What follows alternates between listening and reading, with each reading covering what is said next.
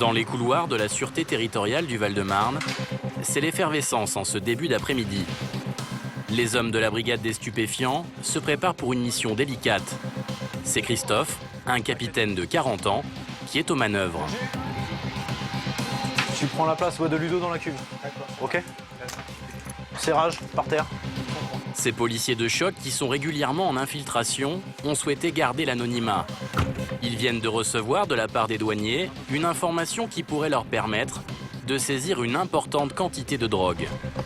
On va aller se mettre en place pour voir si un colis que le chien a marqué, qui a été envoyé des Antilles, a été déposé dans un relais colis par la poste. Et en fait, on va voir qui vient le chercher. Au vu de sa provenance, Christophe est persuadé que ce paquet pourrait contenir des stupéfiants. En revanche, il ne sait pas vraiment à quoi s'attendre. Alors, pour ne prendre aucun risque, une dizaine d'hommes ont été réquisitionnés pour l'occasion. On va mettre du monde en surveillance, du monde en position d'interpellation. Et si effectivement quelqu'un va récupérer le colis, un top interpell sera donné et tout le monde convergera sur le même point. À peine arrivé sur les lieux, chaque policier prend sa place. Le paquet a été livré ce matin dans cette librairie située dans le Val-de-Marne. Alors vraiment, si on est en retrait, on ne voit pas. Vas-y, moi je vais me positionner à peu près par là. Christophe et deux de ses collègues se postent dans une chambre d'hôtel réquisitionnée pour l'occasion. D'ici, ils ont une vue imprenable sur la librairie. Donc à tous, la librairie est ouverte. Ouais, la librairie est ouverte, c'est reçu pour Grâce à leurs recherches, les enquêteurs disposent de la photo du destinataire du colis. Reste maintenant à savoir si c'est bien cet homme qui viendra le récupérer. T'as une camionnette là-bas là, qui est en train de se stationner. Ouais. Une longue attente commence. Christophe et ses équipes sont aux aguets. Mais le temps passe et toujours aucune trace du suspect. Le black qui sort. Ouais. C'est pas le bon colis. Enfin, il y a un journal en plus. Le jour commence à tomber. La librairie se vide un à un de ses derniers clients. Lorsque, soudain... Allez Cyril, t'as un Volkswagen qui se gare, un Volkswagen noir qui se gare à coup stationné juste devant. Les policiers sont en alerte maximum. Ils se demandent qui se trouve à l'intérieur du véhicule. Peut-être leur cible. Un black descend, un black descend. Voilà, tous, c'est bien l'objectif. Hein. Fifi, tu peux te rapprocher. Hein. Je te confirme, c'est l'objectif principal. Le taxi va attendre un petit peu plus loin, à mon avis. Je sais pas s'il y a quelqu'un dans le taxi, donc il faut se rapprocher. Le destinataire du colis, suspecté de contenir de la drogue, se trouve désormais dans la librairie. Avant d'intervenir, les enquêteurs doivent s'assurer qu'il récupère le pli pour l'interpeller en flagrant délit. Ça met dans le sac à dos, ça y est. Voilà, tous, le colis a été récupéré. Le colis a été récupéré, l'individu ne va pas tarder à sortir. Les policiers en civil postés autour de la librairie s'apprêtent à fondre sur le suspect. Ils n'auront que quelques secondes pour agir. Top interpellation, top interpellation, top interpellation. Tandis que l'homme est maîtrisé au sol, Le taxi, le taxi, le taxi! d'autres policiers encerclent le taxi pour vérifier qu'un complice ne se cache pas à bord. Le taxi est vide, t'es tout occupant. Le suspect va maintenant être conduit à la brigade pour être entendu. Dans quelques minutes, les policiers sauront s'ils ont vu juste. Et ce qu'ils vont découvrir à l'intérieur du fameux colis va dépasser toutes leurs attentes. En France, le marché de la drogue rapporterait près de 2 milliards d'euros aux trafiquants chaque année. Pour endiguer l'arrivée massive de ces produits sur notre territoire, les forces de l'ordre multiplient les actions coup de poing, comme lors de cette opération menée par la BAC dans le sud de la France. Selon les policiers, le stock aurait pu être acheté en gros pour quelques 50 000 € et aurait dû rapporter plus de 100 000 € à la revente au détail. Un combat souvent difficile, car les trafiquants rivalisent d'ingéniosité pour passer entre les mailles du filet. Que ce soit caché dans les cales d'un bateau ou dans le plancher d'une voiture, les réseaux mafieux n'hésitent pas à se servir de personnes vulnérables pour prendre les risques à leur place, en échange d'un peu d'argent. On les appelle les mules ou les passeurs dans le jargon policier.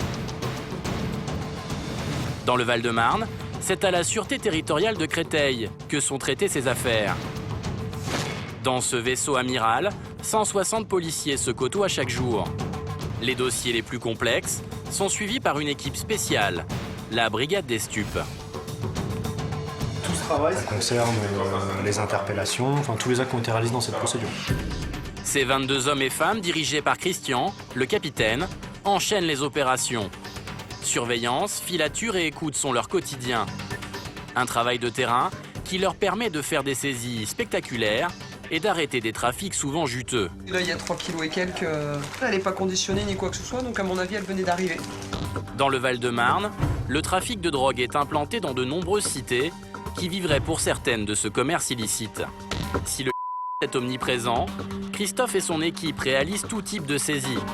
Leur record, 15 kilos, soit une valeur marchande de près d'1 million d'euros.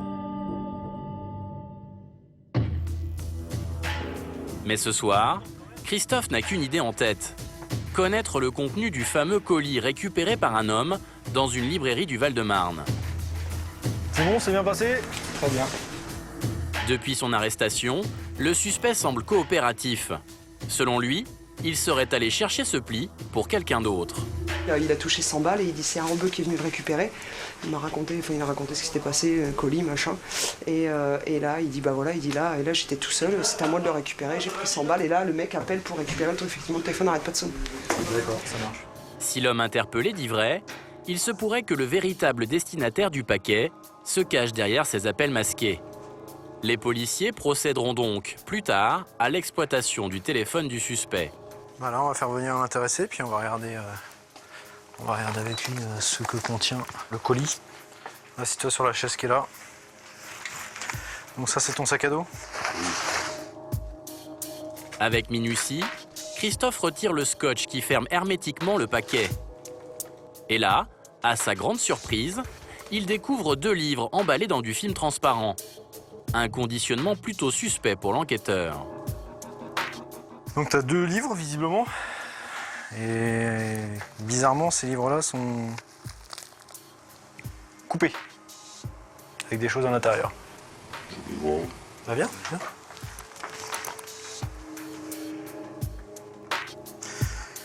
Donc on va attendre un petit peu, on va prendre des photos.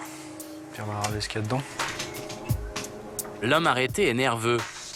Il semble découvrir les choses en même temps que les policiers. Christophe, lui, sent déjà que la pêche a été bonne. Après quelques photos, c'est une de ses collègues qui se charge d'ouvrir le premier livre. Les trafiquants ont troqué les pages de ce dictionnaire contre un... Est-ce qu'il y en a dedans ou pas? Dans le deuxième. Ah oui, il y en a pas encore. Le deuxième livre est tout aussi garni. On est content pour l'instant, mais l'affaire n'est pas finie. C'est-à-dire? C'est-à-dire qu'il y a encore pas mal de choses à faire. Et notamment chercher des empreintes ou de l'ADN sur les pains de drogue. Le but des policiers, remonter sur les fournisseurs du trafic de stupéfiants. En attendant, l'homme arrêté semble avoir compris qu'il risquait gros. Ouais, comme tu dis, ouais. Comme tu dis. Le suspect est désormais conduit en cellule. Son audition n'aura lieu que le lendemain. L'homme est-il un simple intermédiaire comme il le prétend ou un dealer imprudent? Christophe compte bien le découvrir. Il est 8 h du matin à la sûreté territoriale. Le suspect va être entendu par Dorothée, une brigadier chef de 34 ans. On y va? Allez, viens. Arrêté en possession d'1 kilo, l'homme va devoir se montrer convaincant face aux enquêteurs. La veille, il a indiqué qu'il avait été payé une centaine d'euros pour aller récupérer un pli, mais qu'il n'en connaissait pas le contenu. Alors, explique-moi tout ça. Qu'est-ce qui s'est passé? Comment ça s'est passé? Mon ami dit qu'il y avait des amis à lui qui voulaient recevoir le courrier. Est-ce que vous pouvez mettre sur mon nom? Ça t'a pas interpellé, toi? Oui, mais justement, je lui ai dit que est-ce que c'est pas un truc grave et tout comme ça. Et il m'a dit non. Il t'a demandé ton nom de famille et tu t'es pas posé plus de questions que ça. Je le considère comme mon meilleur ami, donc je lui ai dit ok. Selon ses déclarations, le suspect serait venu chercher le colis pour rendre service à un ami, un homme d'origine antillaise comme lui. Dorothée aimerait donc en apprendre un peu plus sur ce mystérieux individu. Depuis combien de temps tu le connais? Je le connais, ça doit faire environ 1 an et demi, 2 ans. Hein. Vous êtes connus là-bas? Oui, voilà. Tu savais qu'il trafiquait? Non, j'avais des doutes parce qu'effectivement, à chaque fois, il était en voyage, il allait des endroits comme à Miami. Mais sinon, j'ai trouvé ça bizarre. Pourquoi? Est-ce que tu le voyais avec de l'argent? Parce que, non, je ne le voyais pas avec. Mais je sais qu'à chaque fois, il avait, et je sais qu'il travaille pas. Il est où, là? En Guadeloupe. Et il doit rentrer quand? Dans quelques mois, peut-être dans 4 mois, 5 mois. L'ami du suspect semble avoir pris le large il y a très peu de temps. L'homme se sentait-il surveillé ou voulait-il gérer ses affaires à distance? Pour Dorothée, son profil pourrait correspondre avec celui d'un trafiquant chevronné. Alors, elle va maintenant chercher à remonter sur la trace de ses complices potentiels. Alors, justement, concernant hier, comment ça s'est passé? Alors, Hier, ils m'ont appelé. pour te dire quoi? Il m'a dit, ok, ben je dis au gars de venir te chercher. J'ai dit ok. Quel gars? Il m'a pas dit quel gars. Après, je suis descendu. Il était là. Après ça, il m'a dit qu'il allait appeler un taxi pour moi. Il t'a donné combien? Il m'a donné 100 € pour le taxi. Donc toi, tu l'as vu qu'une fois? Oui. Un premier contact par téléphone, une brève rencontre pour organiser la prise en charge du colis. Les trafiquants présumés s'entourent de précautions afin qu'on ne remonte pas jusqu'à eux. Mais Dorothée aimerait au moins obtenir la description de l'homme au taxi. Alors, après les photos, c'est jamais, peut-être le reconnaître ce jeune homme. Allez, viens voir. Tu reconnais quelqu'un? Après avoir recueilli plusieurs éléments comme l'âge, la taille et la corpulence, l'enquêtrice montre au suspect les visages d'anciens individus interpellés pour trafic de drogue. C'est technique, ça ressemble un peu à lui, ouais. Mais c'est pas lui, il a pas autant de barbe. Non, il est pas là. Les pages défilent les unes après les autres, mais le suspect ne reconnaît personne. Les policiers vont devoir s'y prendre autrement s'ils veulent identifier les auteurs du trafic. L'audition reprend et Dorothée se montre plus offensive. Tu peux rendre un service, tout simplement. On n'est pas obligé de te payer pour aller récupérer un colis. La blim, on te donne 100 balles. Enfin, ça fait beaucoup d'éléments pour moi me dire, il se fout de moi. Il savait très bien ce qu'il y avait dedans. Oui ou non? Comme je vous dis, j'avais des doutes. Et tu sais où ça va t'envoyer directement, cette affaire? Le suspect garde le silence. Dorothée sait qu'il ne dira rien de plus. Dans le milieu de la drogue, ceux qui parlent s'exposent parfois à de graves représailles. Un sentiment de peur qui complique le travail des enquêteurs. Je te le remets, voilà. D'accord. L'homme est reconduit en cellule et sera placé dans les prochaines heures en détention provisoire. Il risque une peine de 10 ans d'emprisonnement. Quant à son meilleur ami, celui qui aurait initié le trafic de stupéfiants, un mandat de recherche a été émis à son encontre. Les policiers de la métropole et de la Guadeloupe travaillent ensemble pour lui mettre le grappin dessus. Pour les enquêteurs de la brigade des stupes, la clé de la réussite réside donc dans la prise de renseignements sur le terrain. Où sont les points de deal? Qui les alimente? D'où vient la drogue? Autant d'informations essentielles pour espérer coincer les chefs de ces réseaux mafieux. Grâce au travail d'enquête d'une autre brigade, Christophe espère justement pouvoir mettre un terme à un important trafic de résine de qui gangrènerait toute une cité. Là, récemment, on a été effectivement informé d'un trafic qui était implanté sur un secteur du Val-de-Marne. Et en fait, grâce aux surveillances et notamment aux chiens stupes qu'on a fait passer sur les secteurs où les individus se rendaient régulièrement, on a pu découvrir en fait les endroits où effectivement cachaient le produit. Des cachettes que les enquêteurs de la brigade des stupes ont découvertes en suivant les dealers présumés pendant 2 semaines. C'est le comportement étrange de ces individus qui a mis la puce à l'oreille aux policiers. À chaque fois, ils rentraient dans un ascenseur pour en ressortir plusieurs minutes après. En plaçant des caméras à l'intérieur, Christophe a finalement découvert le poteau rose. Donc là, on a l'organisateur du trafic qui arrive, qui vient, qui récupère la clé qui lui permet d'ouvrir la trappe. On va le voir sortir donc, le sac de conditionnement. et il attrape autre chose qu'il va pouvoir intégrer dans sa sacoche directement, qui est un pain complet de... Là, doit y avoir à peu près, je crois qu'il est un peu ouvert, donc il doit y avoir 400 grammes à peu près. Cet homme qui manipulerait de la drogue, les enquêteurs sont parvenus à l'identifier. Nous l'appellerons Tyrone, un individu déjà connu des services de police pour des actes de violence et qui serait à la tête d'un trafic particulièrement lucratif. On a vu en gros partir 3 kilos en l'espace de 3 jours. Ça leur fait 15 000 € en 3 jours de vente. Donc effectivement, ça commence à chiffrer un petit peu. En plus de Tyrone, leur cible prioritaire, les enquêteurs ont réussi à démasquer l'ensemble de ses complices. 3 individus au rôle déterminant. Il y aurait d'abord Karim, le principal lieutenant du chef présumé du trafic. Les policiers pensent que c'est lui qui fournirait le produit conditionné aux 2 dealers. 2 jeunes hommes qui auraient été aperçus à plusieurs reprises en train de vendre de la drogue. D'abord Mika, ici au centre, et Alexandre, ici à droite. L'interpellation des 4 suspects est prévue pour le lendemain dans une cité sensible du Val-de-Marne.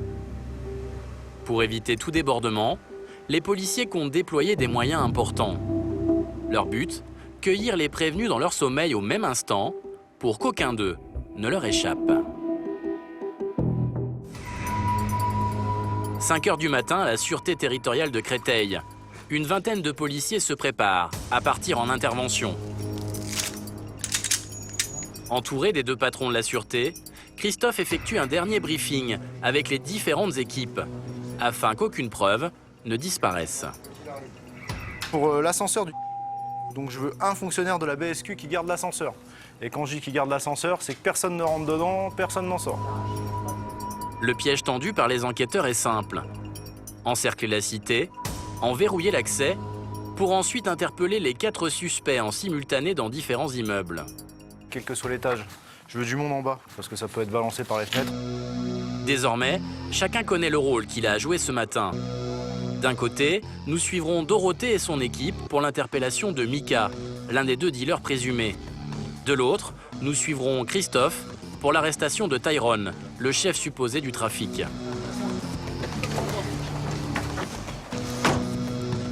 Direction une ville du Val-de-Marne, où les pavillons côtoient des ensembles de tours. Une fois arrivés dans la cité, Christophe et ses collègues se déploient discrètement. Pour cette mission, ils peuvent compter sur le soutien de la compagnie de sécurisation et d'intervention de Créteil, la CSI. C'est bon pour toi? Donne-moi 30 secondes, on prend Vas-y. Avec leurs 10 kilos d'équipement, ces hommes lourdement armés sont censés dissuader tout risque d'émeute au sein de la barre d'immeuble. C'est bon pour la colonne? C'est bon? Ouais, c'est bon. C'est Christophe qui chapeaute l'interpellation de Tyrone, la cible principale. Selon ses informations, le suspect habiterait seul au rez-de-chaussée de cet immeuble. Alors le policier place ses hommes pour couper tous les chemins de fuite possibles. Mets-toi à la porte, tu rentres. Tu te mets à peu près ce niveau-là. Celle qui est juste là, tu passes l'ascenseur, tout qui regarde, c'est ça. Après une dernière vérification, Christophe donne son feu vert aux hommes de la CSI. Malgré leur attirail, ces spécialistes se déploient dans le hall sans faire de bruit.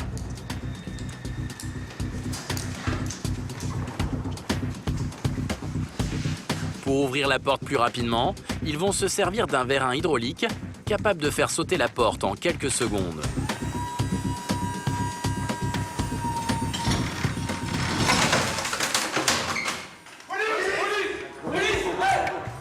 Quand la porte s'ouvre, les policiers se dispersent aux 4 coins de l'appartement à la recherche de Tyrone, l'homme qui contrôlerait le trafic de résine. C'est clair ici. Oh, je veux juste vérifier s'il n'y a personne. Comment il s'appelle? C'est bon les gars, il est menotté. Ok. Au même moment, dans une tour voisine, le top action est également donné.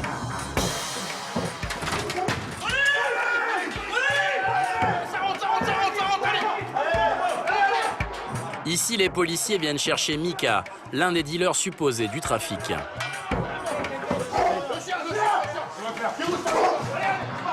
Le chien qui se trouvait à l'intérieur de l'appartement est rapidement maîtrisé, ainsi que le suspect, qui est déjà couché au sol. Ne laissez pas sortir. Le jeune individu habite chez son père, un vieil homme encore sonné par l'irruption massive des forces de l'ordre. Il est 6h05, vous êtes placé en garde à vue pour trafic de stupéfiants. D'accord?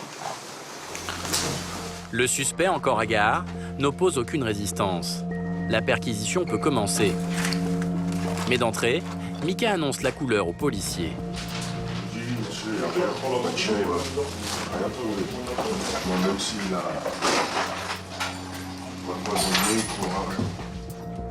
En effet, les enquêteurs auront bon fouillé, ils ne trouveront rien chez le dealer présumé. En revanche, la perquisition chez Tyrone va se révéler être particulièrement fructueuse. Christophe et ses collègues fouillent de fond en comble l'appartement du chef supposé du trafic de drogue à la recherche de la moindre preuve. Lorsque soudain, l'un des policiers fait une première prise intéressante. Qu'est-ce qu'il y a? Ah, bah voilà. Effectivement. Alors, jeune homme. Économie. Il y a combien? À peu près. 2000? D'accord. Les enquêteurs recherchent de l'argent ou tout élément leur permettant de prouver que Tyrone se livrerait à un trafic de stupéfiants dans la cité. J'ai 750 € d'achat en espèces. Ouf! On veut montrer s'il vous plaît. Là, 675,02. Tu vois, espèce. C'est pas moi. Ah, c'est pas toi. C'est chez toi, mais c'est pas toi. Ouais, c'est l'étiquette caisse. Ah, tu collectionnes les tickets de caisse alors? L'étiquette, voilà, au cas où. Ah, au cas où, c'est vrai. Et moi aussi, c'est... Les policiers continuent leur perquisition et trouvent des liasses de billets cachés un peu partout dans l'appartement. 400. C'est 400 €, c'est pas 500. C'est bon? C'est trompé? Mais Christophe ne s'arrête pas là. Il est aussi à l'affût de toute trace de produits stupéfiants. Pour cela, il a demandé à la brigade cynophile de lui prêter main forte. La chambre est entièrement faite. La salle de bain, le reste pas fait. Je te laisse faire. À peine rentré dans l'appartement, le chien stup se précipite sur une petite serviette pliée dans un meuble d'une autre chambre. L'animal, surexcité, marque clairement l'arrêt. Attends, doucement, doucement. Pourtant, ce n'est pas de la drogue que les policiers vont découvrir à l'intérieur. 2 enveloppes dans les serviettes roses. Donc 2 enveloppes cachées dans des serviettes roses. Nous avons encore des sous. Et une 2 enveloppes, même style d'enveloppe, dans laquelle nous avons encore des sous. Au total, les enquêteurs ont trouvé près de 7000 € au domicile de Tyrone. Une véritable fortune. Pour les policiers, ces nombreux règlements en espèces ne jouent pas en faveur du suspect, car cette pratique sert bien souvent à faire disparaître l'argent sale. 7000 €, quand on travaille pas du tout et qu'on n'a jamais travaillé, c'est effectivement compliqué à justifier. Sans compter que on n'a que des vêtements de marque, donc, et des tickets qui démontrent qu'il y a quand même un train de vie important et payé en espèces. À un moment donné, cet argent, il faut bien qu'il provienne de quelque chose. Après 1 heure de fouille, les enquêteurs sont plutôt satisfaits. Mais c'est en découvrant un tout petit objet dans une sacoche que le visage de Christophe s'illumine. C'est quoi ça? C'est une clé. Ah, c'est une clé. Et elle sert à ouvrir quoi cette clé? Ça me servait comme information. T'as fait quoi comme formation? Climatisation. Bon, on va la prendre cette clé, parce que je pense qu'elle va nous aider, bizarrement. L'enquêteur a immédiatement reconnu cette clé spécifique qui sert à ouvrir les trappes des ascenseurs. Un élément à charge qui vient confirmer le travail des policiers. Car souvenez-vous, durant leur enquête, ils avaient vu Tyrone ouvrir une trappe pour y déposer ou récupérer, semble-t-il, des produits stupéfiants. Christophe va donc s'empresser de vérifier avec le suspect ce qui se cache à l'intérieur de l'ascenseur de son immeuble. Ta clé, ça ouvre la trappe, hein? Tu ne savais pas? D'accord. Ah, qu'est-ce que c'est ça?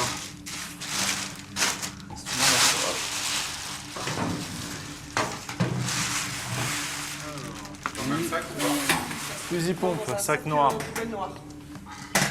C'est quoi ça? Je sais pas. Tu sais pas? Ça, c'est bizarre ça. Les policiers viennent de trouver une arme de gros calibre dans la trappe de l'ascenseur et en fouillant un peu, ils vont mettre la main sur tout le nécessaire, du parfait petit trafiquant. Une planche à découper, une bouteille de gaz vide, un grand rouleau de cellophane. Il y a de l'herbe là-dedans. Il y a de l'herbe là-dedans, ok. Un petit sachet de... Je suppose que t'as jamais vu tout ça de ta vie. T'as jamais ouvert cette trappe non plus. Il faudra bien noter tout ça. Comme à chaque fois, Tyrone joue l'étonné et fait mine de découvrir les choses en même temps que les policiers. Pourtant, la pêche aux preuves est loin d'être terminée. Dans un autre immeuble, les hommes de la brigade des stupes procèdent à la fouille de la trappe d'un autre ascenseur. Tout cela en présence de Karim, qu'ils viennent aussi d'arrêter. Souvenez-vous, cet homme serait le bras droit de Tyrone, le chef supposé du trafic. Il aurait pour mission de conditionner la drogue avant qu'elle ne soit vendue. Alors, les policiers s'attendent à faire une belle trouvaille à l'intérieur de ce petit réduit. Et ça, c'est à toi. Un morceau de résine. Non. Un deuxième morceau. Pas moi. Comme Tyrone, Karim se montre peu loquace. Pourtant, les enquêteurs trouveront en tout 1 kilo de résine de disséminée dans plusieurs ascenseurs de la cité. On va y avec juste monsieur le mettre dans le véhicule. Si tout le monde semble vouloir garder le silence pour l'instant, les 4 suspects vont pourtant devoir expliquer aux policiers d'où viennent tout cet argent et toute cette drogue. Face aux images prises par les enquêteurs, vont-ils arriver à nier les faits? Les auditions qui s'annoncent promettent d'être riches en rebondissements. Dans quelques instants sur D8, vous découvrirez la suite de cette immersion au cœur de la brigade des stupes du Val-de-Marne. Tu fais... Mais tu fais quoi? Je m'en bats les couilles. Après plusieurs semaines d'enquête, les policiers espèrent découvrir d'où vient la drogue qui alimenterait ce vaste trafic de résine de cannabis. Tu vas me dire si tu reconnais quelqu'un. C'est juste des gens de mon quartier. Même si Christophe dispose de preuves tangibles, il aimerait savoir si quelqu'un d'autre ne tire pas les ficelles en coulisses. Parce que c'est pas un fou que je dois justifier, c'est devant la juge. Ah, d'accord, donc moi, on s'en fout. Face au comportement des suspects, les enquêteurs vont devoir faire preuve de ruse s'ils veulent enfin comprendre la vérité qui se cache derrière tout ce trafic. Tu peux pas dire où t'achètes des produits stupéfiants? Pourquoi t'as peur des représailles? De retour à la sûreté territoriale de Créteil, les 4 hommes soupçonnés de participer à un trafic de résine de cannabis ont chacun droit à leur séance photo. Alors mettez les bras le long du corps, monsieur. Les yeux ouverts. Un rituel qui n'est pas vraiment du goût de tout le monde. Tu vas t'en... Enlève-moi. tu fais... Mais tu fais quoi? Alors calme-toi, t'en as pour 30 secondes. Je te lâcherai quand tu seras calmé. Après s'être fait tirer le portrait, les 4 suspects vont être auditionnés en même temps dans des pièces séparées. Un moyen pour les enquêteurs d'éviter qu'ils ne s'entendent sur leur version des faits. Assieds-toi. Christophe va s'occuper de Tyrone, le chef présumé des revendeurs d'un important trafic de résine de cannabis. Est-ce que tu consommes des produits stupéfiants? Qu'est-ce que tu consommes? Juste du shit, résine et herbe ou résine et herbe ou que de la résine ou que de l'herbe ou les deux? Que de la résine. Le policier sait qu'il a affaire à un homme habitué aux auditions. Alors dans un premier temps, il veut savoir dans quelle disposition il se trouve. Christophe va donc montrer au suspect la photo des gens arrêtés en même temps que lui pour voir s'il les connaît. Ouais, et les autres tu les connais pas? Tu connais aucun des autres? C'est juste des gens de mon quartier. Ah, c'est quand même des gens de ton quartier quand même. D'accord. L'homme admet qu'il a déjà vu les 3 autres suspects. En revanche, il n'a rien d'autre à déclarer. Pourtant, grâce aux surveillances, l'enquêteur sait que les 4 hommes se fréquentent. Comme Christophe pouvait s'y attendre, la partie risque d'être serrée. Alors, est-ce que tu connais quelqu'un ou... Ouais. De quoi? Tu connais personne? Ah non, ça. Je vais connaître mon quartier. Ah non, moi c'est une question que je te pose. Hein. Ouais, je vois. Donc non, ok. Alors, est-ce que tu as déjà été dans l'ascenseur du... Dans l'ascenseur? Ouais. Non. Est-ce que tu as déjà ouvert la trappe cercueil? Jamais. Le policier avance petit à petit ses pions sur l'échiquier. Mais en face, le suspect refuse tout échange. Agacé par l'attitude de Tyrone, Christophe va lui montrer qu'il dispose de toute une série d'éléments à son encontre. Alors, donc là nous avons notre ami en train de compter de l'argent. Ensuite, ah! Ah, ça c'est pas toi ça? Ah bah putain, c'est bizarre. Ouais, non, c'est pas moi. Ah, c'est pas toi? C'est ta sacoche, c'est tes lunettes, c'est ta tête, mais c'est pas toi. Si c'est comme ça que tu veux la louer, je pense que le magistrat va être content d'entendre tout ça. Quand même obligé à dire que c'est moi. Ah non, non, non, non, mais tu sais, Non, mais moi je suis policier. Toi tu vas passer devant un juge qui va dire monsieur vous me prenez pour un débile mental, tant pis pour vous. Moi il y a aucun souci. Sans compter que comme en plus sur toutes les surveillances bien évidemment tu ne mets pas de gants, donc autant te dire qu'en plus on va trouver tes empreintes dessus. Donc ça va être un bonheur puisque ça ne sera pas toi mais ça sera quelqu'un qui en plus aura tes empreintes. Malgré toutes ces preuves, Tyrone, le chef présumé des revendeurs, n'en démord pas. Il n'aurait rien à voir avec toute cette histoire. Un entêtement que le policier a du mal à comprendre. après, vous n'êtes pas obligé de le croire, en fait. Ah bah ça je te confirme que je suis pas obligé de te croire. Je vois ta trombine en face de moi sur une photo et tu me dis que c'est pas toi. Donc effectivement je suis pas obligé de te croire, c'est sûr. Je suis pas obligé de vous croire aussi. Ah bah t'as ta photo, c'est une preuve physique. Je ne me reconnais pas. Ah c'est une preuve physique, c'est pas possible. Je ne me reconnais pas. D'accord, et quand il y aura tes empreintes sur le produit, ça sera pareil, tu ne reconnaîtras point tes empreintes. Je donne pas mes empreintes. Ah, tu ne donnes pas tes empreintes. Sache que tes empreintes ont déjà été prises dans la mesure où tu es déjà connu. Donc la vérif va quand même se faire. C'est pas sur ce que tu as pris comme empreinte aujourd'hui. Et oui, dommage. Parce que ça aussi, c'est un délit de refuser une signalisation. Ah oui, bah, très bien. Un délit passible d'1 an d'emprisonnement. Si le suspect nie tout en bloc, l'enquêteur est curieux de savoir comment il va justifier les 7 000 € trouvés chez lui, alors qu'il ne travaille pas. Alors, d'où provient l'argent que tu déclares être à toi? Donc celui qui est dans ta chambre et celui qui est sous la baignoire.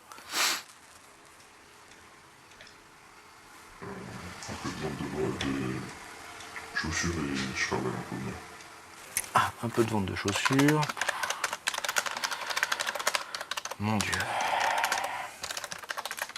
Franchement, t'as l'impression que c'est cohérent tout ça? Là, c'est tout ce que tu racontes là, depuis tout à l'heure. De toute façon, c'est pas à vous que je dois justifier, c'est devant un juge. Ah, d'accord, donc moi on s'en fout. Si. Non, très bien, c'est très bien. C'est pas moi que tu dois justifier, c'est devant la juge. Dans les autres pièces, même topo. Les 3 complices présumés de Tyrone ne semblent pas disposés à parler aux policiers. Seul Mika, l'un des 2 dealers supposés, avoue avoir déjà consommé des produits stupéfiants. Tout seul? Des amis? Hein? Des amis.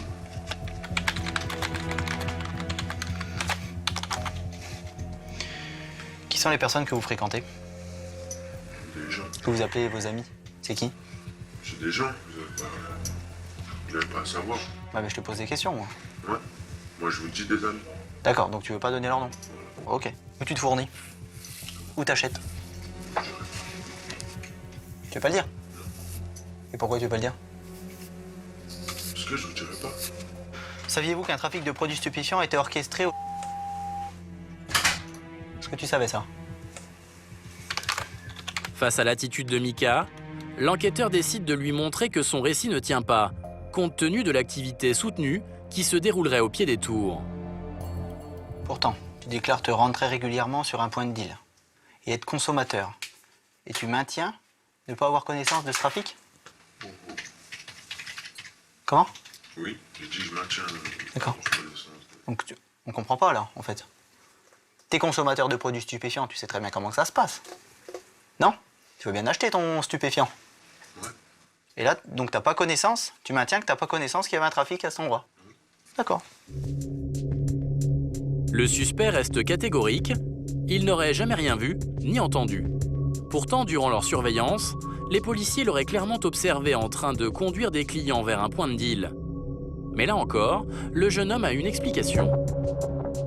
Bah, je sais pas, peut-être c'est une personne qui cherchait un truc ou pas. Et qu'est-ce qu'il cherchait? Bah, peut-être qu'il cherchait la bibliothèque, parce qu'il y en a souvent, ils cherchent la bibliothèque et la CAF. Souvent, les gens cherchent la bibliothèque. Donc, je les accompagne, c'est ça? Donc, explique-nous pourquoi tu déclares des propos saugrenus. Non, moi je pense que j'ai rien à voir dans ça. Non, mais tes explications ne tiennent pas la route. Tu vois, tu me dis que tu les accompagnes à la bibliothèque. Sauf que les gens, ils vont pas à la bibliothèque. Non, mais je sais pas où est-ce qu'ils vont, mais je ne tiens pas la main. Puis c'est bizarre, les gens, tu les accompagnes jusqu'à un dealer de drogue qui est caché. Qu'attends toute la journée? Oui, t'inquiète pas, je te... Est-ce que tu as autre chose à ajouter? Le policier sait que Mika ne dira rien de plus. Il préfère donc mettre fin à cette première audition. De son côté, Christophe raccompagne Tyrone en cellule, où il passera la nuit. Je peux avoir une deuxième couverture, s'il vous plaît? On va voir. Le capitaine de la brigade des stupes n'est pas vraiment surpris par la défense de Tyrone. Au vu de son pédigré, il s'attendait à avoir de la résistance. En général, sur une première audition, c'est en général ce qui se passe. L'individu va nier, là, il va commencer déjà à réfléchir à questions qu'on lui a posées, à ce qu'il a vu. Pour l'instant, il déclare ne pas se reconnaître. On va faire également des recherches d'empreintes où effectivement, on voit de toute façon qu'il n'a absolument aucun gant à chaque fois qu'il manipule tout ça. Donc il y a de fortes chances pour qu'on puisse trouver ses empreintes dessus. Grâce au matériel saisi lors des perquisitions, les policiers ont en effet recueilli plusieurs empreintes exploitables. Donc sur tous ces objets, on a trouvé 4 traces. Ouais, sur quoi? Donc tu as 2 traces sur le gros rouleau de cellophane et 2 traces sur le petit rouleau de cellophane. D'accord. Christophe a donc demandé en urgence que ces empreintes soient comparées avec celles des 4 suspects. Les résultats devraient tomber le lendemain matin. S'ils s'avèrent positifs, les délinquants présumés devraient avoir du mal à se dérober face à cette preuve irréfutable.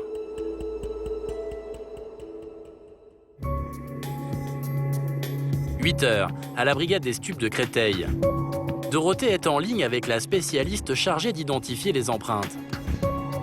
Dans une poignée de secondes, les enquêteurs vont enfin savoir si elles appartiennent à l'un de leurs suspects. Oh, magnifique, mais quel beau travail. Impeccable. Je te remercie. Ciao. Ciao. Bon, bah voilà. Ils viennent de comparer avec les empreintes du principal objectif et les 4 traces lui appartiennent. Donc voilà, donc lui qui nie tout depuis le début, c'est pas lui sur les photos, c'est pas, il comprend pas pourquoi il a la clé de l'ascenseur, il comprend pas ce qu'il y a dans la trappe ascenseur. Voilà, ça va être compliqué de dire maintenant qu'il sait pas d'où ça vient, ni à qui ça appartient, ni quoi que ce soit, sachant qu'il y a ses empreintes dessus, forcément. Donc voilà, c'est plutôt une bonne nouvelle. Des vidéos et maintenant des empreintes. Petit à petit, l'étau semble se resserrer autour de Tyrone, le chef présumé des dealers. Top. Le résultat obtenu pourrait en tout cas expliquer le comportement du suspect la veille. Je donne pas mes empreintes. Ah, Je connais. tu ne donnes pas tes empreintes. Sache que tes empreintes ont déjà été prises dans la mesure où tu es déjà connu. Donc la vérif va quand même se faire. En refusant le contrôle, le trafiquant présumé pensait probablement être à l'abri. Pas de chance, ses empreintes avaient déjà été prélevées par les policiers lors d'une arrestation précédente. Christophe est curieux de voir comment Tyrone va justifier toutes ces preuves accablantes. Après une nuit passée en cellule, l'enquêteur espère que le suspect se montrera plus coopératif. Donc hier, tu as déclaré que tu ne te reconnaissais pas sur les images, quand on te voyait clairement prendre le sac de conditionnement qui était dans la trappe-cercueil de l'ascenseur. Est-ce que tu maintiens tes déclarations? Pourtant, sur ces images, on voit clairement l'individu récupérer l'outil qui permet... Ouais, moi je te pose des questions quand même. Ouais. Ben, tu n'as plus rien à dire, je te pose des questions quand même. On voit clairement sortir l'outil qui permet d'ouvrir la trappe-cercueil de la sacoche. Or, on a trouvé ce même outil, bizarrement, dans ta sacoche à domicile. Constatons que l'intéressé garde le silence. Le policier savait que la partie allait être compliquée, mais il ne pensait pas se heurter à un tel mur de silence. Alors il va tenter de provoquer un électrochoc chez le suspect. Truc de malade. Il y a 4 empreintes qui ont été découvertes sous tout le matériel qui était dans la trappe de conditionnement. Les 4 empreintes, elles t'appartiennent. Ça peut t'intéresser au refus. Tyrone ne bronche pas. Il semble avoir compris que la situation ne tournait pas franchement à son avantage.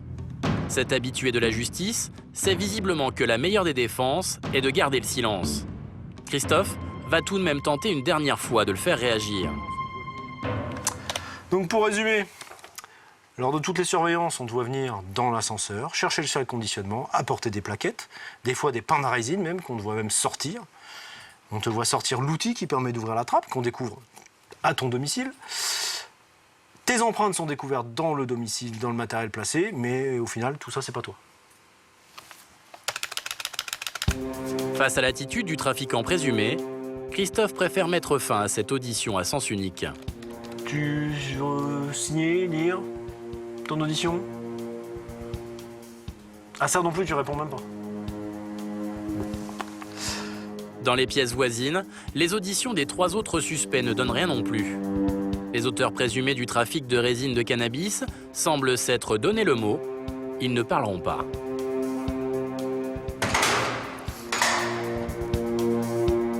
La garde à vue des trafiquants supposés doit bientôt prendre fin. Alors Christophe va maintenant contacter le parquet de Créteil. C'est au substitut du procureur de décider de la suite des événements. Bonjour, capitaine. La sûreté stup.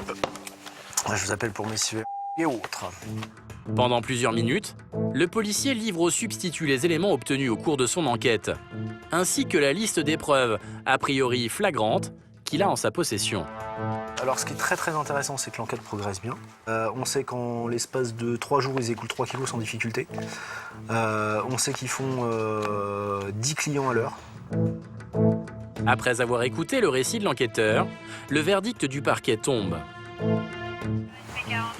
Ah mais on est d'accord, moi je le voyais comme ça. Fin de garde à vue pour tout le monde à 6 h et on les emmène dans la foulée. Parfait, je vous remercie madame.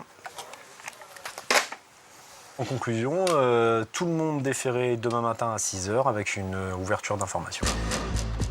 Pour continuer le travail d'investigation des policiers et tenter de remonter sur des complices éventuels, Tyrone et ses complices présumés vont être placés en détention provisoire. S'il s'avère qu'ils ont effectivement participé à un trafic de stupéfiants, les 4 suspects risquent une lourde amende et une peine de 10 ans de prison.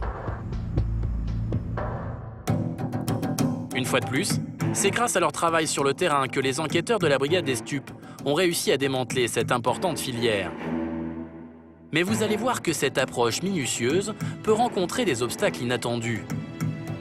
La mainmise des trafiquants sur quelques cités leur permet de se tenir à l'écart des regards indiscrets. Pour quelques billets, certains sont parfois prêts à jouer le rôle de guetteurs pour prévenir les trafiquants de l'arrivée des forces de l'ordre. Ce matin-là, les hommes de la BAC reviennent de patrouille dans une de ces cités enclavées où les trafics seraient nombreux. Ils auraient identifié un nouveau point de deal. Salut. Salut. Forme? Ça va et toi? Une information qu'il s'empresse de transmettre à Julien, un policier de la brigade des stupes qui doit garder l'anonymat pour accomplir son travail d'investigation. À cet instant, les enquêteurs sont loin de se douter que cette affaire va les conduire sur la trace d'un réseau structuré dont le cerveau se cacherait dans un lieu inhabituel. Donc les mecs, ils squattent, t'as une espèce de petite arche, ils sont là, t'as canapé, ils squattent là. Ouais. Donc vu que t'as des barres d'immeubles partout, voilà, t'as un seul voie d'accès, c'est ça là. Ouais. Donc pour nous, c'est assez tendu, tu vois. Donc nous, on a réussi à se mettre dans les étages, même de loin, jumelles et tout, mais bon, voilà, on voit pas tout, tu vois. Les policiers aimeraient démanteler ce spot au plus vite pour éviter que les dealers transforment cet immeuble en zone de non-droit. En fait, le deal de cité, en fait, c'est simple, c'est des personnes qui sont de la cité ou extérieures de la cité, qui s'approprient un territoire de vente, en fait, et qui empêchent les gens de rentrer chez eux, qui dégradent les halls, qui fument dans les halls, qui consomment. C'est maintenant au tour de Julien de prendre le relais. Il aimerait notamment trouver un poste d'observation afin d'identifier les différents acteurs de ce deal. Grâce aux informations transmises par ses collègues, le policier connaît désormais les particularités de ce lieu. La barque est complètement détruite, une barre désaffectée qui ne nous apporte pas grand-chose, mais celle-là, dans le dernier étage, les fenêtres du dernier étage sont complètement murées, qui nous permettent d'avoir une vue directe sur les 2 halls. Les enquêteurs ont de la chance, il y aurait au sein de la cité un endroit parfait pour planquer. Cet immeuble en travaux, ici à droite, se trouverait juste en face de l'endroit où auraient lieu les ventes de produits stupéfiants. 2 halls matérialisés par ces points rouges au pied de ces immeubles.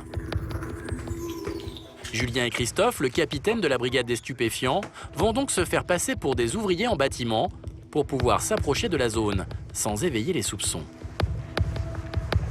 S'il y a un point de vente, après il faudra établir le rôle de chacun et déterminer l'identité de tous les protagonistes du trafic. Après une demi-heure de route, la cité apparaît enfin. Les policiers se garent à bonne distance, puis pénètrent à l'intérieur du bâtiment en réfection.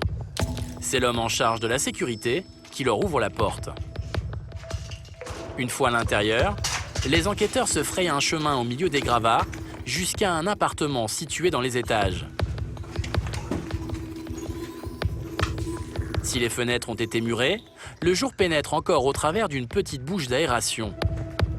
Pour Christophe, le point de vue est idéal pour surveiller les halls des immeubles où auraient lieu les transactions. Regardez, d'ici on voit les deux points. Le hall qui est en face et le hall qui sera sur la gauche. Premier hall sur la gauche. Même si l'endroit est bien protégé des regards, le policier sait que le moindre moment d'inattention pourrait signaler leur présence. Tu fais attention quand tu passes, t'as vu? À chaque fois que tu vas passer, si jamais le mec regarde ici, il va forcément voir une ombre passer. Ok, de l'extérieur. Une fois en place, les enquêteurs assistent au balai incessant des occupants des deux tours. Jusque-là, rien de bien intriguant. Chacun semble vaquer à ses occupations. Christophe garde les yeux rivés sur son objectif quand deux silhouettes font leur apparition. Pour l'instant, il y a deux jeunes qui sont rentrés dans le hall. Visiblement, ils n'étaient pas trop du secteur et ils avaient l'air de regarder un peu ce qu'ils faisaient avant de rentrer. Sont-ils des dealers ou de simples habitants de la cité? Les enquêteurs continuent leur surveillance pour tenter d'assister à une transaction. Mais après 1 heure d'attente, ils n'ont toujours rien de probant à se mettre sous la dent. Soudain, un visage familier met les deux policiers en alerte. Christophe vient de reconnaître l'homme au t-shirt blanc qui porte des lunettes. Dans sa main, il tient fermement un sac rempli de petits sachets blancs. À cette distance, difficile de savoir ce qu'ils contiennent, mais le policier penche pour des produits stupéfiants. Il est juste derrière lui, ils sont en train de discuter. Et donc ils sont positionnés derrière, donc il va falloir qu'on trouve un autre point. Parce que là, on verra pas les ventes. Christophe est convaincu d'être sur une piste, mais pour en savoir plus, il devra trouver une nouvelle planque. On lève. De retour à la brigade, le policier s'empresse de rechercher dans ses fichiers l'identité de l'homme au t-shirt blanc. Un individu qu'il croit avoir déjà entendu par le passé. Alors, juste avec son signalement et l'adresse, normalement, on devrait voir rapidement si effectivement il est fiché ou pas. En rentrant plusieurs critères dans le fichier des antécédents judiciaires, l'enquêteur obtient une vingtaine de noms. Christophe espère trouver parmi eux l'individu observé 1 heure plus tôt. Et quelques clics plus tard... Celui-là, il semble correspondre. Voilà. Et il porte des lunettes. Son nom, c'est... Il y a quoi comme antécédent? Là, sur ces faits-là, il est déjà en détention de produits stupéfiants. Donc pour nous, c'est très intéressant. On va voir lors des prochaines surveillances si on le revoit et si on arrive à lui attribuer un rôle. Dès le lendemain, Christophe compte retourner dans la cité.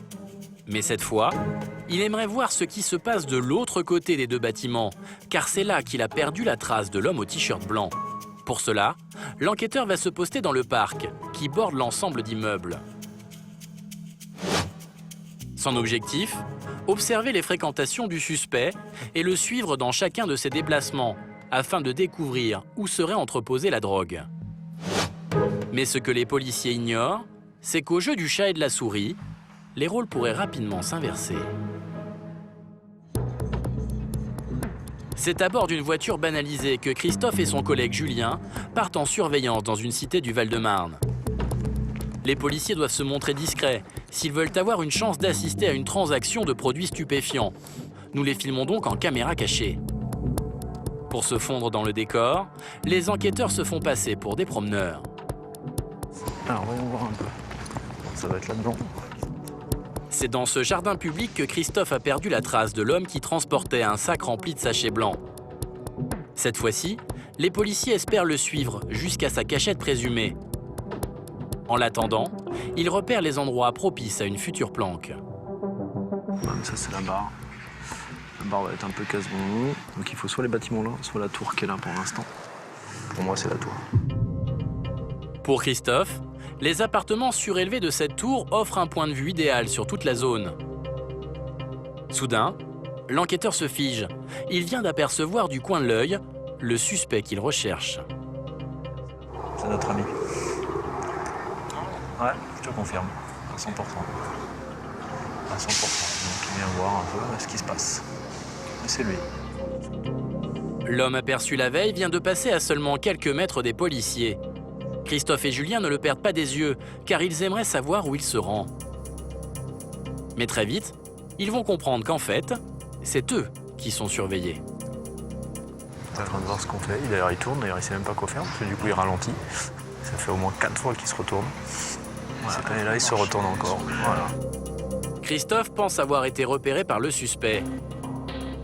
Un individu déjà interpellé pour trafic de stupéfiants. Pour l'enquêteur, son comportement ne laisse planer aucun doute. Regarde, demi-tour. Hop là. Comme quoi, il avait vraiment quelque chose à faire dans la direction où il a été. Bon, je crois que tu es au téléphone, ça y est. Et il passe en coaching. Donc lui, visiblement, doit pas mal surveiller ce qui se passe sur le secteur. Les enquêteurs préfèrent mettre fin à la surveillance. Ils savent que désormais, leur présence a été signalée dans toute la cité. Christophe ne pensait pas devoir rebrousser chemin si vite. Toute chose un peu surprenante ou qui change un peu de l'ordinaire, ils viennent vérifier pour savoir ce que c'est. On est pourtant assis simplement sur des tables de ping-pong. Il y a quand même un gars qui descend de chez lui pour venir voir ce qu'on va faire là.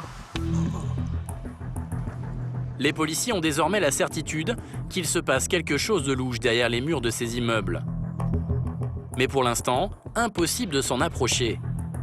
S'ils veulent progresser dans leur enquête, Christophe et ses collègues savent déjà qu'ils vont devoir prendre un peu de hauteur.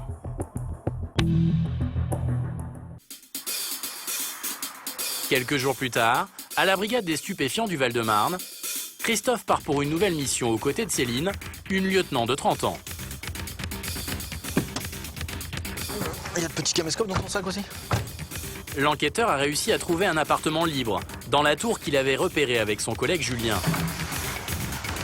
D'ici, les policiers ont une vue dégagée sur toute la cité, mais aussi sur le jardin public, situé en plein milieu. Pas trop s'approcher des fenêtres, pour éviter d'être vu notamment du bâtiment qui est pile en face. Sinon, au point haut, on n'a pas trop de vis-à-vis, et là, on voit si le point de deal se passe effectivement là où c'est prévu, on va être nickel. Grâce à cette surveillance, Christophe espère retrouver la trace du suspect qu'il a identifié précédemment. Un homme de couleur noire d'une trentaine d'années. Si pour l'instant l'enquêteur n'a aucun élément contre cet individu, il pense qu'il pourrait être impliqué dans un trafic de stupéfiants caché quelque part au cœur de ces tours. Mais en cette fin de matinée, tout paraît bien calme. Christophe balaye la zone au travers de son téléobjectif quand il remarque un individu au comportement surprenant. Et voilà, casquette bleue là. Cet homme semble errer au milieu des immeubles, tout en jetant des coups d'œil réguliers autour de lui. Après s'être assuré qu'il était seul dans le parc, le jeune homme finit par s'asseoir à cette table située sous les fenêtres des policiers. Regarde, il est en train de mettre le matos. Il est en train de mettre le produit. Il s'est assis, il a discrètement retiré sa chaussure, retiré ce qu'il y avait dans la chaussure et remis sa chaussure. L'homme à la casquette reste immobile pendant de longues minutes. Il semble attendre quelqu'un, peut-être un client. Alors qui l'attend? Qui va venir le voir? Au bout de quelques instants, un autre homme s'approche de la table. L'échange entre les deux individus est bref, mais les policiers ne perdent pas une miette du spectacle qui s'offre à eux. Vente, vente. Les deux hommes viennent de s'échanger quelque chose sous la table située dans le jardin public. Pour les enquêteurs, il pourrait s'agir de résine de cannabis. Il est parti, il est parti, il est parti. Après avoir reçu un coup de fil, l'homme à la casquette vient brusquement de se lever pour aller dans le parc. Probablement pas pour aller se dégourdir les jambes. Il est en attente. Il regarde, il fait le tour, il n'y a personne. Il a posé la barrette sur la barrière. Il se donne le billet, voilà. Et le mec va aller récupérer la barrette sur la barrière. Voilà. Vente. Les policiers ont désormais la preuve qu'il existe bien un point de deal au sein de cette cité du Val-de-Marne. Le trafic de drogue a même lieu en plein jour, aux yeux de tous. Et les enquêteurs ne sont pas au bout de leur surprise. En moins d'1 heure, ils vont assister à un défilé de clients et de revendeurs présumés. Il y a un trafic qui est en place, il n'y a aucun souci là-dessus, ça c'est clairement établi. Déjà, il doit y avoir 4 ou 5 transacts, donc il n'y a aucun souci là-dessus, il y a vraiment un trafic d'établi sur place. Pour Christophe, cette surveillance est un succès. Il se retrouve désormais avec plusieurs suspects. Mais ce qui intéresse l'enquêteur, c'est de remonter jusqu'à la source du trafic, celui qui fournit tous ces dealers en produits. Client. Céline, client. Pour débuter ses recherches, le policier va passer à la phase 2 de son plan et arrêter un des clients présumés. Car parfois, ces consommateurs occasionnels se révèlent être une précieuse mine d'informations. Ouais, c'est bizarre. Qu'est-ce qu'il va foutre par là-bas, lui? En courant. Contre toute attente, l'homme à la casquette vient de laisser son client en plan. De là où il est, Christophe ne peut pas voir la direction empruntée par le suspect. Alors le policier fait comme le consommateur et prend son mal en patience. Peut-être parti chercher du verre. Son petit voyage jusqu'à là-bas peut nous indiquer l'endroit où on pourrait trouver la nourrice. 5 minutes plus tard, l'homme à la casquette réapparaît déjà. Un court voyage qui pourrait indiquer que la drogue est stockée à proximité immédiate du point de deal.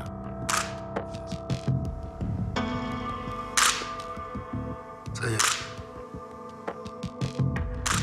Pour procéder à l'interpellation du client, Céline, la collègue de Christophe, demande à une équipe de la BAC qui patrouille dans le secteur de venir en renfort. Les policiers attendent son feu vert pour intervenir. Un 125 noir. Et le mec a des chaussures bleues avec un top case, le scout. Ouais, c'est reçu, on l'a vu, on va le contrôler un peu plus loin. Grâce au signalement transmis par Céline, les policiers en civil, ici dans cette voiture banalisée, n'ont plus qu'à attendre que le deux roues les dépasse pour le cueillir en douceur. Positif. Le client a été contrôlé et il était porteur d'une barrette visiblement qu'il avait cachée dans son casque. Donc là, il est ramené à Créteil, on va pouvoir l'auditionner. Pendant que Christophe et Céline plient bagages, le client supposé s'apprête à être entendu à la sûreté territoriale. Je vous demande de vous asseoir. Arrêté en possession d'une barrette de résine de cannabis, l'homme semble relativement serein, et pour cause. Vous êtes connu des services de police ou de la justice? Oui. Ouais. Pour des stupes, pareil. Pour des stupes. Ouais. Des simples usages ou dans le cadre d'un trafic? Non, j'ai un gros dépanné un collègue. Ouais. Il avait 10 grammes. Il s'est fait serrer. D'accord. Il m'a balancé. Dépanné, vendu ou... non, vendu. Vendu? Ouais. Non, je vous représente la barrette, c'est bien celle-ci? Oui. Ok. Tu l'as payé combien la barrette? 20 balles. 20 balles. Le client présumé joue carte sur table. Visiblement, il n'a pas envie d'avoir de nouveau affaire à la justice. Nicolas, l'enquêteur, veut en profiter pour lui soutirer le maximum d'informations. Est-ce que ça se passe toujours de la même façon au niveau du mode opératoire pour la transaction? Bah non, quand il fait pas beau, en fait, ils sont dans le bâtiment. Quand il fait pas beau, ils sont pas à l'extérieur sur les bancs comme là aujourd'hui, ils sont dans un bâtiment. Ouais. C'est des mecs que vous connaissez? Ça change tout le temps. Ça change à chaque fois que j'y suis allé, c'était jamais la même personne en fait. D'accord. Ce changement de dealer à chaque transaction est un premier indice intéressant pour les policiers. Il pourrait vouloir dire qu'ils ont mis le doigt sur un trafic d'envergure capable de faire tourner ses effectifs pour obtenir un meilleur rendement et anonymiser les revendeurs. Au niveau de la transaction en elle-même, oui. Le mec, il vous passe la commande et puis il part et il vous ramène le produit. Est-ce que ça arrive des fois que le mec il ait le produit sur lui et qu'il vous le donne directement? Jamais. Jamais? Non. Donc à chaque fois il part? C'est ça. Vous le payez avant ou pas? Non. À chaque fois? Non, non. Okay. Il part, je reviens avec le truc, après il me le donne et puis après si ça me convient, moi, je lui donne l'argent. Ok. Deuxième information essentielle, les trafiquants présumés feraient régulièrement des allers-retours pour se fournir en drogue. Une technique astucieuse qui leur permet en cas de contrôle de ne pas se faire prendre avec une importante quantité de produits sur eux. Donc là, vous avez patienté 2 minutes que j'appelle le parquet. Une dernière signature, et le supposé consommateur ressort libre de la brigade, avec un rappel à la loi. Dans leur bureau, Christophe et Céline, eux, préparent déjà la prochaine surveillance. S'ils veulent localiser la cachette des dealers, ils doivent à tout prix trouver un moyen de les suivre sans se faire repérer. À cet instant, les policiers sont loin d'imaginer que leur plan va être bouleversé par la présence de guetteurs insoupçonnés. 2 jours plus tard, les policiers de la brigade des stupes repartent en mission avec une équipe étoffée. Tandis que Christophe et Céline guetteront le moindre mouvement suspect du haut de la tour, Julien et son collègue resteront au sol dans un sous-marin, prêts à intervenir. À l'issue du point de deal, on est censé voir les géants. C'est-à-dire qu'on est censé voir au moins des échanges d'argent. Christophe espère faire mieux que lors de la dernière surveillance pour tenter d'établir l'organigramme du réseau. Qui collecte l'argent des dealers? Où se fournissent-ils en drogue? Des questions qui restent sans réponse pour l'instant. Ils sont rentrés ou pas? Ouais, ils sont rentrés dans l'eau. La table de jardin, qui était très animée lors de la dernière visite des policiers, est bien calme aujourd'hui.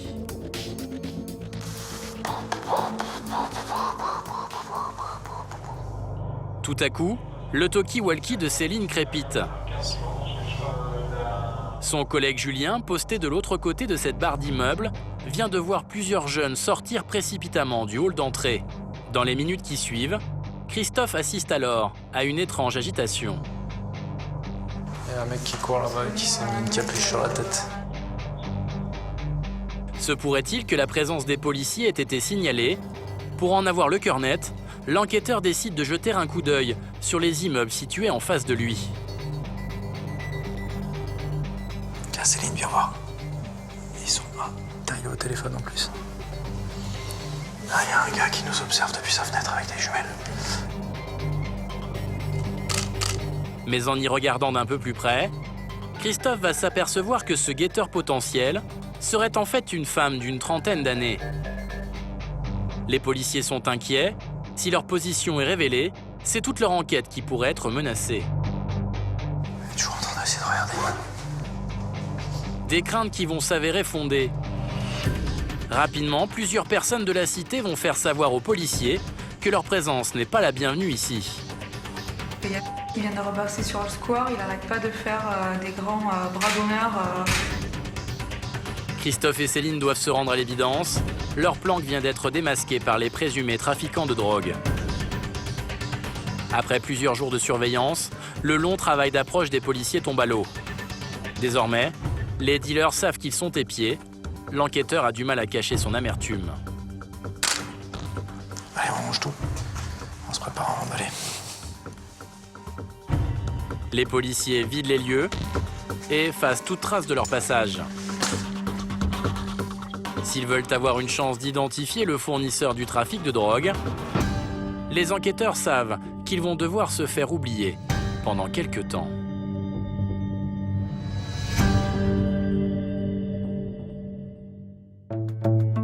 Une semaine plus tard, à la Sûreté territoriale de Créteil, l'enquête de Christophe va connaître un spectaculaire coup d'accélérateur.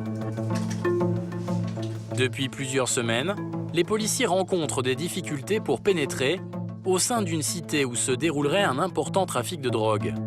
Pour l'instant, ils ont un lieu, des revendeurs, mais aucun indice sur l'endroit où le produit serait stocké, ni sur celui qui le fournirait. Mais cette information capitale, les enquêteurs vont peut-être la découvrir grâce à l'aide d'une habitante de la cité excédée. Tôt ce matin, Christophe a en effet reçu un appel anonyme. Là, en l'occurrence, c'est une femme qui en a marre de voir des gens rentrer et sortir à toute heure, qui visiblement n'ont rien à voir avec la résidence. Au téléphone, cette femme aurait livré à Christophe les coordonnées de l'homme qui détiendrait la clé de tout le réseau. Une information prise très au sérieux par l'enquêteur, car cet individu habiterait à seulement quelques kilomètres de la cité où aurait lieu le trafic de résine de... On a une adresse, on a un prénom et un numéro de téléphone. Donc 3 éléments importants, puisque l'adresse et le prénom vont nous permettre de faire des recherches dans nos fichiers pour voir si effectivement on a un individu qui correspond à ce prénom et à cette adresse. Grâce à cette source, Christophe se retrouve avec un suspect potentiel que nous appellerons Joachim. Se pourrait-il que cet individu soit le fournisseur que les enquêteurs recherchent depuis plusieurs semaines? Pour le savoir, le policier s'empresse de vérifier dans sa base de données si l'homme est déjà connu de la justice. Un individu qui est connu pour des recels principalement. Même si l'enquêteur espérait mieux, ces vérifications lui ont permis de s'assurer que les renseignements fournis par son interlocutrice anonyme n'étaient pas erronés. Maintenant, on a une possibilité d'avoir un visage, c'est-à-dire que le renseignement, effectivement, il y a bien, l'adresse est bonne, le prénom peut correspondre. Maintenant, à nous, effectivement, de poursuivre l'enquête pour voir si, effectivement, c'est bien cet individu-là qui semble visé par la dénonciation anonyme. Christophe est convaincu d'être sur une piste. Alors, pour savoir si Joachim pourrait être lié à son affaire, le policier compte se servir de la dernière information transmise par l'habitante de la cité. Le numéro de téléphone du suspect. La prochaine étape, ça va être de savoir si cette ligne-là est bien utilisée, si cette ligne-là borne effectivement au domicile de l'individu ciblé et voir les contacts que cette ligne a. Des réponses que le policier compte obtenir en épluchant les factures détaillées du portable du suspect. Ces factures, il va les recevoir par simple réquisition auprès de l'opérateur de la ligne. Christophe se retrouve désormais avec toute une liste de numéros de téléphone. Maintenant, on va aller vérifier au fichier si ces individus sont connus ou pas, si on les a déjà eus sur certaines affaires, et notamment en matière de stupéfiants. En 1 heure, l'enquêteur parvient à identifier derrière tous ces chiffres plusieurs profils intéressants.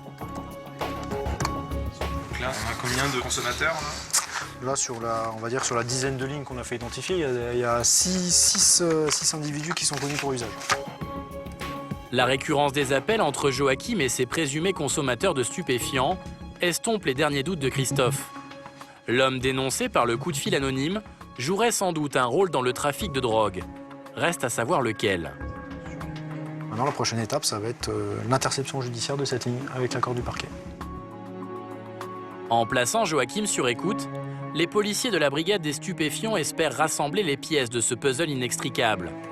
Mais la tâche s'annonce difficile face à un réseau qui semble bien implanté et structuré.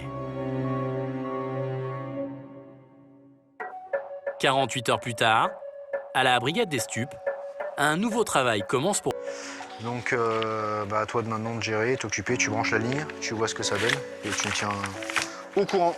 C'est une particularité pour les trafiquants de stupéfiants, c'est que les appels sont de courte durée. C'est des personnes qui ne parlent pas longtemps, qui n'ont pas des conversations longues. C'est simple, c'est t'es là, pas là, je peux passer, oui, non. Ils savent nos moyens de travailler, donc ils évitent de communiquer le plus possible sur les lignes téléphoniques. Le policier continue son analyse, à la recherche du moindre élément exploitable. Une adresse, un code ou un simple mot. Car pour rester discret, les trafiquants de drogue ont créé un véritable petit lexique pour communiquer entre eux. Une tâche difficile pour une oreille non avertie. Allô. Ouais, il voulait quelle couleur déjà Hein Il voulait quelle couleur À 20h, appelle à 20h. Beaucoup d'écoute sur le trafic de stupéfiants. Les personnes ne demandent jamais de résine de cannabis ou d'herbe de cannabis. Ils disent soit des codes, soit un V, soit un M, soit du vert, soit du marron. Donc là, par exemple, ils demandent la couleur pour savoir quelle couleur de produit ils voulaient, s'ils voulaient de l'herbe ou de la résine. Les écoutes ne font que renforcer un peu plus les soupçons qui pèsent sur Joachim. Mais pour l'instant, impossible de savoir ce qui se passe réellement au domicile du suspect. Alors, pour en savoir plus, Christophe n'a pas d'autre choix. Il doit trouver un endroit au sein de la résidence où planquer. Quelques jours plus tard, nous retrouvons les enquêteurs en plein préparatif. Donc 3 résidences. Normalement, le client vient ici. Il prend attache avec lui au téléphone avant. Grâce aux écoutes effectuées par Nicolas, Christophe sait comment se dérouleraient les ventes. Il a donc recherché une planque pour pouvoir observer les transactions. Mais les policiers savent qu'ils vont devoir jouer serré. C'est une résidence vraiment fermée. Là, on a un bâtiment fermé par une grille, occupé par plusieurs individus qui sont déjà connus des services. Donc, il va falloir se montrer discret. De par cette surveillance, les enquêteurs aimeraient avoir la certitude que Joachim vend bien de la drogue à son domicile. Et si c'est le cas, découvrir où il s'approvisionne. On sait qu'en fait, il garde son produit dans sa résidence. Ça, c'est sûr, puisque de toute façon, il ne ressort jamais de la résidence pour servir les clients. Donc l'intérêt principal ici, c'est de vérifier où dans sa résidence, il a une nourrice. On est parti? Pour rester le plus discret possible et ne pas éveiller les soupçons des habitants de la résidence, Céline part seule en opération. Après une demi-heure de route, la policière se gare à bonne distance et se rend à pied au logement présumé du suspect. Une fois à l'intérieur, l'enquêtrice découvre une série de bâtiments neufs sur un étage, parfaitement entretenus, au pied desquels jouent des enfants.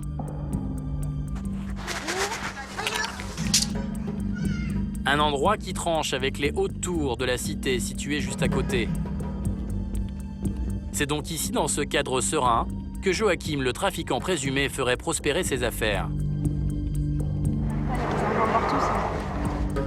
Sans plus tarder, Céline se rend à son poste d'observation. De là où elle est, elle a une vue idéale sur l'ensemble de la résidence. Là c'est très bien parce qu'on est en retrait. Sympa. Après là je vois aussi ce qui m'intéresse, mais c'est vrai que c'est discret pour moi. Grâce aux écoutes, les policiers savent que chaque transaction est précédée d'un appel sur le téléphone de Joachim. Alors pour prévenir Céline de l'arrivée de clients potentiels, Christophe, qui est resté au bureau, surveille chaque conversation passée par le suspect. Après une demi-heure de surveillance, le portable de Céline sonne déjà. Un client serait en train d'attendre Joachim tout près de la porte d'entrée. Soudain, l'enquêtrice aperçoit le suspect sortir de l'immeuble à vive allure. Notre objectif, c'est celui qui a le t-shirt orange. De là où elle est, Céline voit distinctement Joachim et le client qui l'attend. Là, il le rejoint. Notre objectif le rejoint. Putain, ils font la transaction. Céline a enfin obtenu la preuve qu'elle attendait depuis plusieurs jours. Joachim vient de vendre de la drogue sous ses yeux. Un échange qui marque le début d'une longue série de transactions éclairs, mais cette fois au domicile du suspect. Une information précieuse pour l'enquêtrice. Pour le stupéfiant, en tout cas, il n'a pas de nourrice. Tout sort de son propre domicile. Céline pense avoir identifié l'endroit où seraient stockés les produits stupéfiants. La policière poursuit néanmoins sa surveillance, à la recherche d'autres indices qui pourraient l'aider à comprendre l'organisation de ce réseau. Grâce aux indications données par Christophe en temps réel, l'enquêtrice sait que le suspect devrait sortir à nouveau de chez lui, d'un instant à l'autre. Il ressort de chez lui. Il est rentré dans le bâtiment. Au départ, il se dirigeait vers la cour et finalement, il est parti dans le hall juste à côté du sien. Céline est interloquée. Elle se demande où est parti le suspect. Après l'avoir vu ressortir du hall d'à côté, elle contacte immédiatement Christophe pour l'informer de la situation. Il est rentré à l'intérieur et il est ressorti presque immédiatement après en mettant un truc dans sa... Il avait une sacoche avec lui. Donc je pense plus à de l'argent qu'à du stup et là il est reparti directement dans son domicile.